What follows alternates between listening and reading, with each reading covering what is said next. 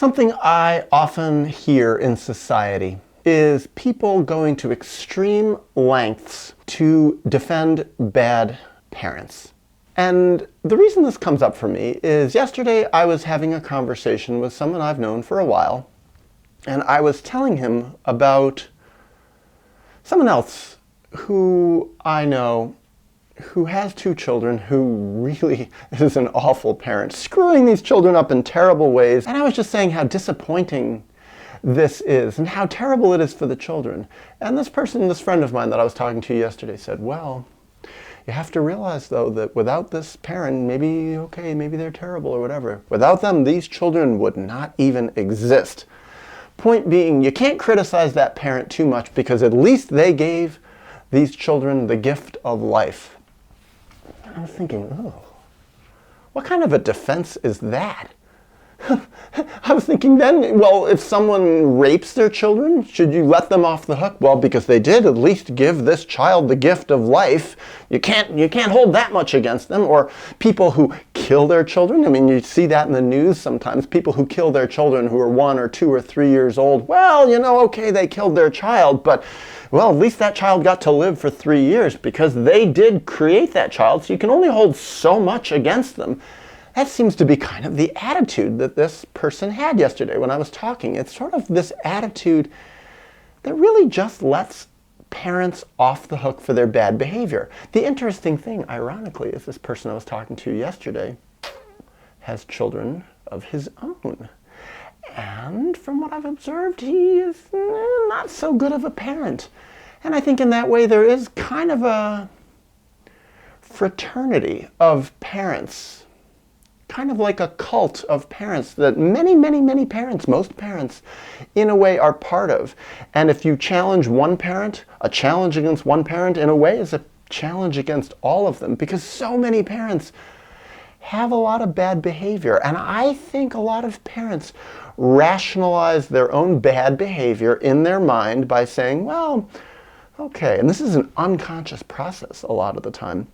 They say, yeah, I did some bad things to my child, but I did give this child life, so this allows me to do some bad things. I have some money in the bank with my child because without me, this child would never, ever have existed. And I think my own parents did this too. This, in a lot of ways, is how they rationalized their traumatizing behavior toward me, their betraying behavior, their neglectful behavior, by saying, well, yeah, we made some mistakes with Daniel, but we gave him life. So that equals everything out. No matter how bad we were, if it wasn't for us, Daniel would not exist. Therefore, he always owes us something.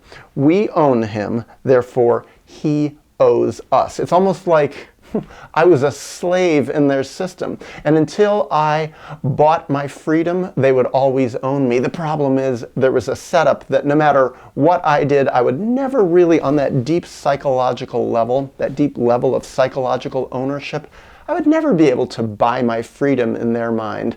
They would always at some level think they owned me because they created me.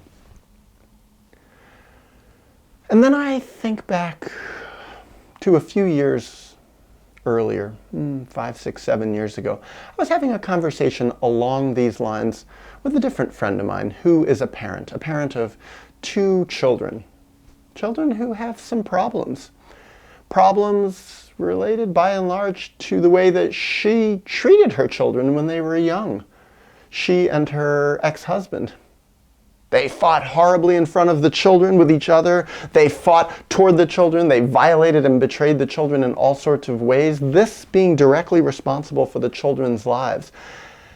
Well, this is the backdrop of the person I was having this conversation with, and I wasn't even criticizing her parenting of her children. Instead, I was saying why I think most people are just too traumatized and too screwed up to really be ready in any healthy way to have children. They'll just screw up their children.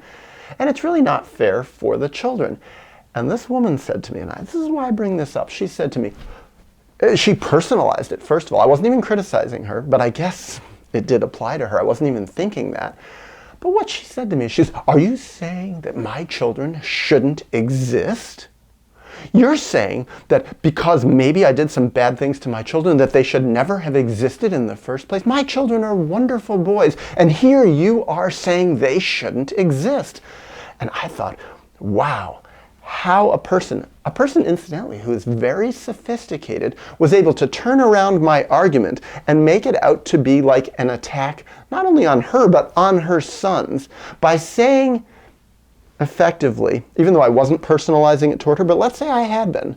Let's say I had said to her, you know, you had no business having children because you were so traumatizing of them. You caused them such absolute misery in their childhoods, such trauma, such pain that they had to shut down, that they had to lose whole parts of themselves, that they had to grow up to become dysfunctional people who really had a lot of problems.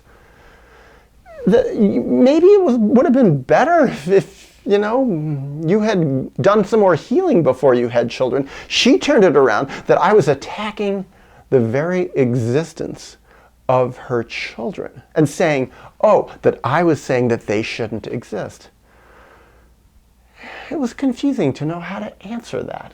What was I supposed to say when she said that? This, to me, reminded me in a way of trying to argue with my own mother, who was very, very screwed up and turned everything around as an attack on her. My dad, too, and I would say, you know, you shouldn't have treated me that way. You betrayed me in lots of ways.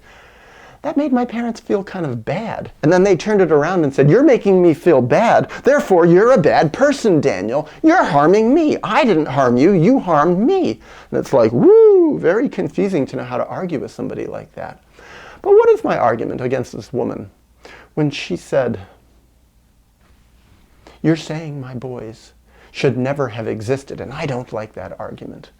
Well, what I would say is actually, no. My real thought on that is any child who is created, any child who is born,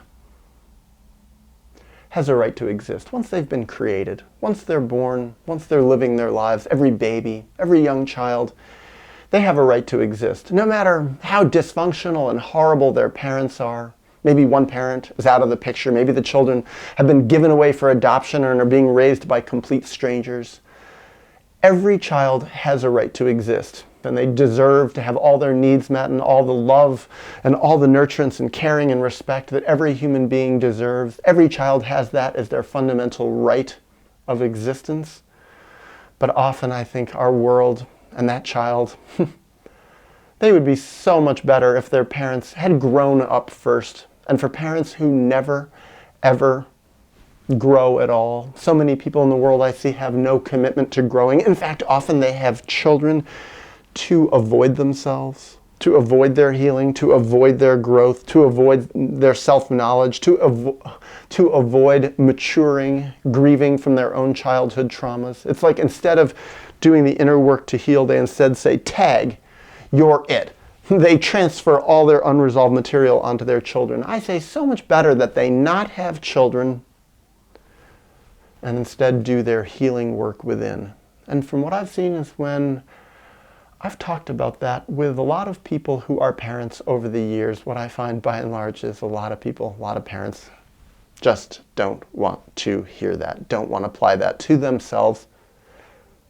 Because for many of them, it feels like it's just too late. It's become too overwhelming. They've committed too much damage on other people to really look within and begin to face the horror that they acted out, the horror that was done to them in their own childhoods that they have turned around and replicated on others. So it's much easier to rationalize their bad behavior with the strange arguments that I have heard over and over.